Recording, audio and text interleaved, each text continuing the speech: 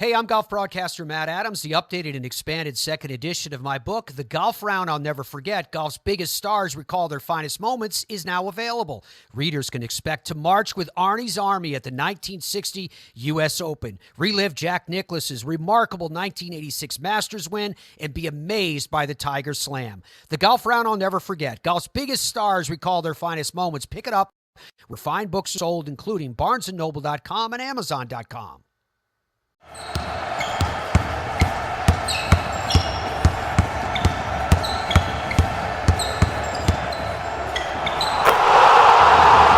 This is Basketball History 101 with Rick Loayza.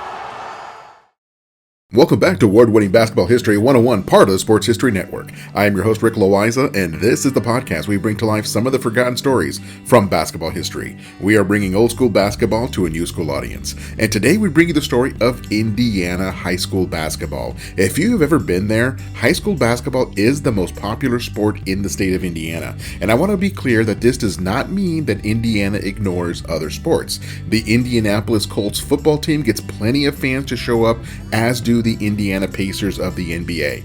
College basketball is also extremely popular with schools like Indiana University, Purdue, Butler, Indiana State, and Notre Dame, just to name a few. But nothing gets people as excited as high school basketball. The tradition is deep in this state. For many, the local high school basketball team is what brings a community together.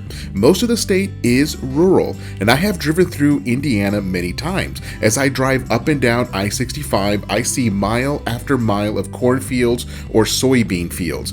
Barns dot the landscape everywhere I go. And as I get off the main highway, I will drive through small town after small town. My wife went to a university in rural Indiana, and we have driven back to that campus a number of times. Now, when you think about it, it makes sense for high school basketball to become so popular. Indiana winters are long and cold. The activity of farming takes a break until planting season arrives in early spring. For people that live in small rural towns, one of the primary forms of entertainment during those long winter months is high school basketball. The community really gets behind the local team and gives them lots of support. Also, many of the adults that live in these small towns in Indiana are graduates of that high school, so there is a natural connection there. Now, I went to high school in Southern California, and now I live 2,000 miles away from where I grew up. However, if I still lived in my hometown, I would definitely go back and see my old high school play football and basketball.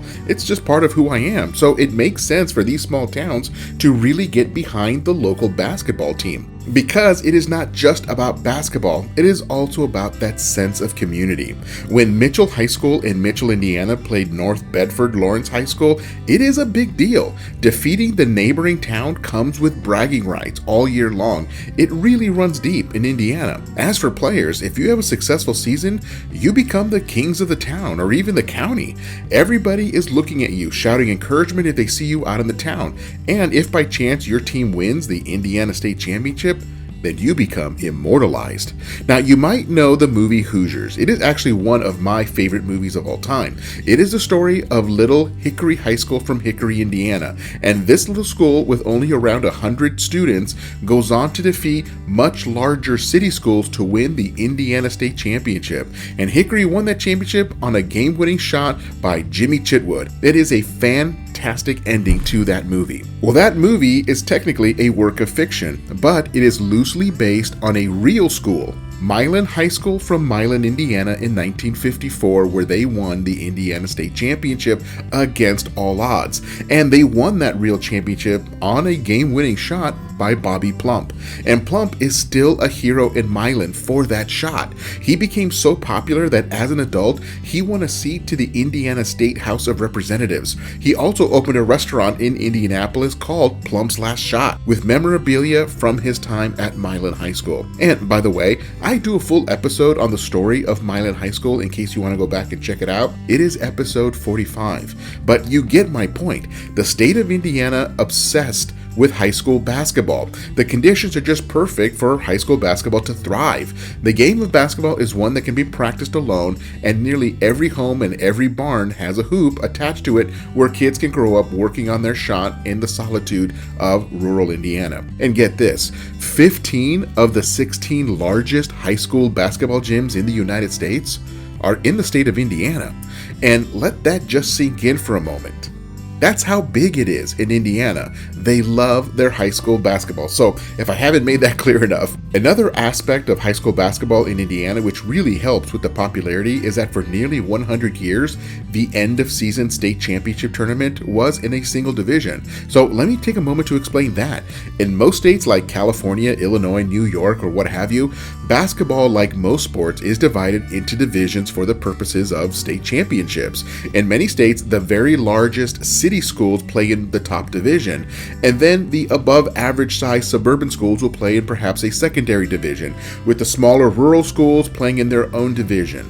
And even some states, they even separate private schools or religious schools into their own division for a state championship. In many cases, depending on the size of the state, you can see as many as 7 or 8 different schools winning a state championship from each of their divisions. The thinking behind that is that it allows the small schools and the medium-sized schools to have a chance to compete for a state championship, because to continue the thinking, smaller schools typically will have virtually no chance of defeating the large city schools to win this type of championship. So they divide it into divisions so that more teams can walk away with a trophy at the end of the season. But for 87 years, the state of Indiana did not do that. In Indiana, every high school, small or large, played in a single class or division for the Indiana State Championship. So it was not uncommon for a small school with maybe 75 or 80 boys having to play against a school that had as many as 2,000 boys from which to pull together a team. Now, this seems very lopsided on the surface because the big schools have a pool of players that is so much larger and deeper than many of the rural schools. But that is exactly when old school Indiana fans will bring up Milan High School from 1954. In Indiana, they believe that the small school always has a chance. So back in 1996, it was proposed before the Indiana State House of Representatives to divide the state championship into multiple divisions. And it was a shock to the state when it was proposed, because breaking up the tournament into multiple divisions just kind of went against everything that Indiana high school basketball stood for. There would be no more opportunities for a small school to upset a large school, at least not for the state championship.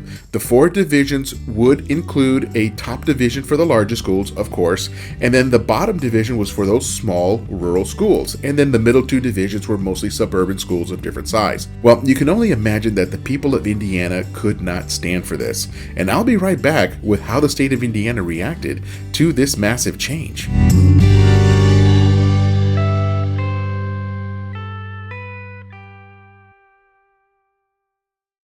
This podcast is part of the Sports History Network, your headquarters for the yesteryear of your favorite sport. You can learn more at sportshistorynetwork.com. At the Sports History Network, we're all about sports yesteryear, and so we're so pleased to introduce you to Row One, an online memorabilia gallery and shop that brings you sports history to life anywhere. The Row One gallery includes over 5,200 gorgeously reproduced prints of team posters, game program covers, game tickets, advertisements, and more in baseball, pro and college football, pro and college basketball, and more. And any gallery item may be printed in a variety of sizes on wood, metal, canvas, acrylic, or poster paper. And in Row One shop, check out the thousands more of unique items with the retro and historical designs dating back to 1876, including t-shirts, long sleeve shirts, phone cases, mugs, blankets, pillows, towels, and even shower curtains. Go to sportshistorynetwork.com, ROW1, for access to the full Row One catalog and for gallery prints and gift items, plus get a 15% discount off all prints on the Row One Pictorum Gallery with coupon code SHN15. Follow the link on the show notes.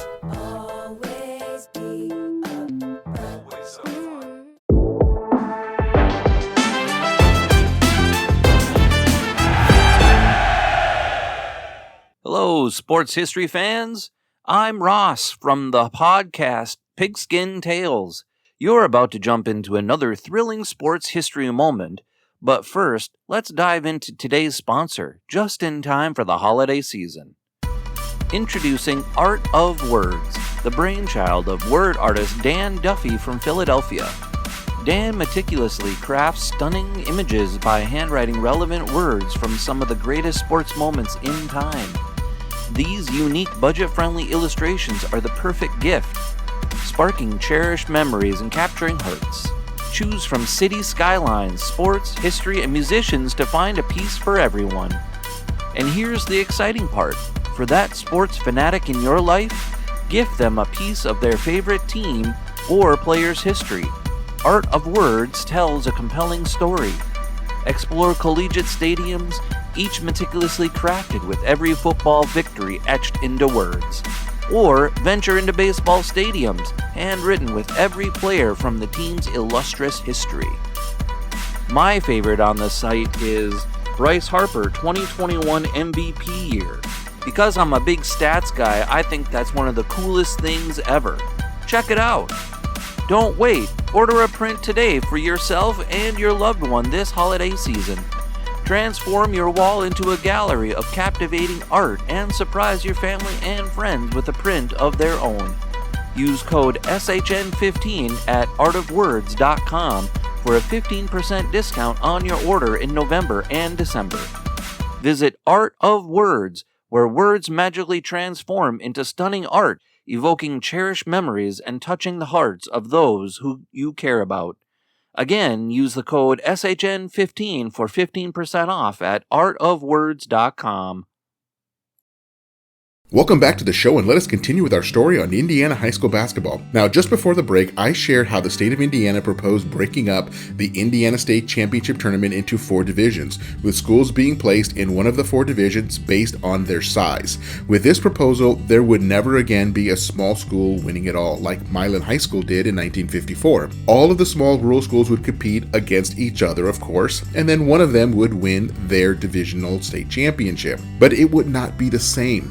Being the best of the small schools is not the same as being the best of the entire state. Now, the way that the people of Indiana reacted to this proposal, you would have thought that they had proposed the cancellation of basketball as a sport and forcing all of these athletes to start playing cricket or something. Now, I mean no offense to the game of cricket, it is a fine sport, but it is virtually unknown in the state of Indiana. So back in 1996, it was a real battle for whether or not the state should break up the state tournament into 4 divisions.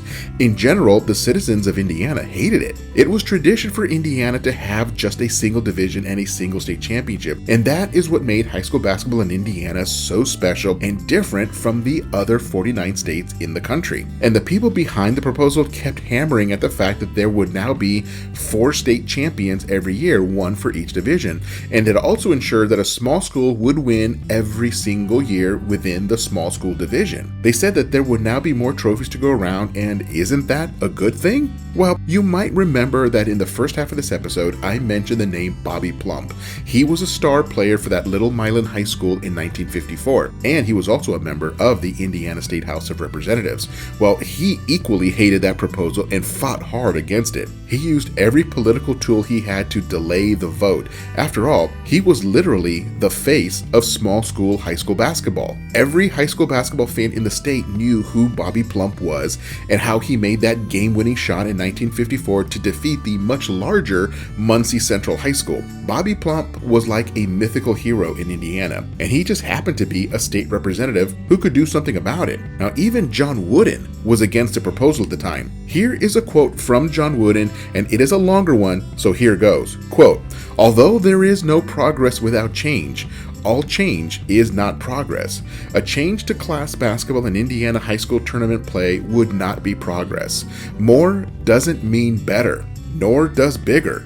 The Indiana State basketball tournament is easily the equivalent of the NCAA tournament and is more highly regarded than the tournaments in any other state." Unquote. Now, why would John Wooden, the Hall of Fame coach from UCLA, even care what they did in Indiana? Well, it was because back in 1927, John Wooden was the captain and the star of the basketball team at Little Martinsville High School in Martinsville, Indiana. He led them to the Indiana State Championship as a senior, and he is still the biggest hero of that town. He knew firsthand what it means for those small schools to have a chance to compete with the big schools for a state title. Well, unfortunately for John Wooden, Bobby Plump, and many of those in small rural communities throughout Indiana, the proposal was voted on and it passed. Starting with the 1997-98 school year, the state of Indiana would play the end of season tournament as 4 divisions. However, there was a compromise.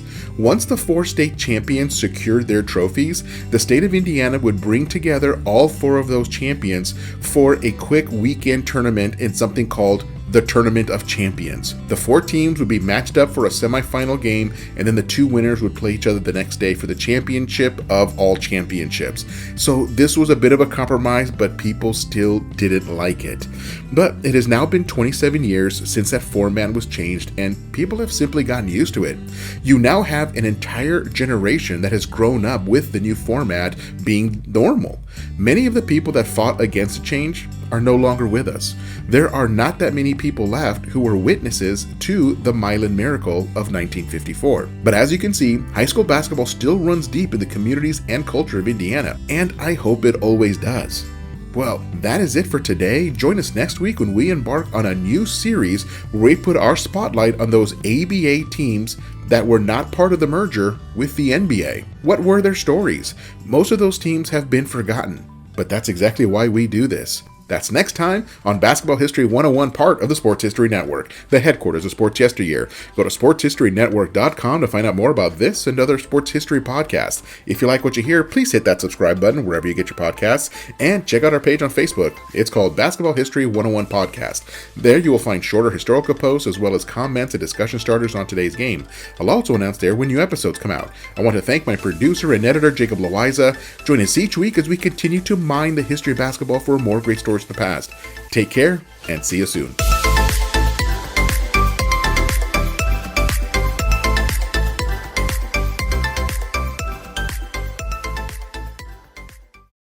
Hey there, sports history fan. This is Arnie Chapman, aka the Football History Dude, and I hope that you enjoyed this recent episode presented by the Sports History Network and were able to learn some good old-fashioned sports history knowledge nuggets.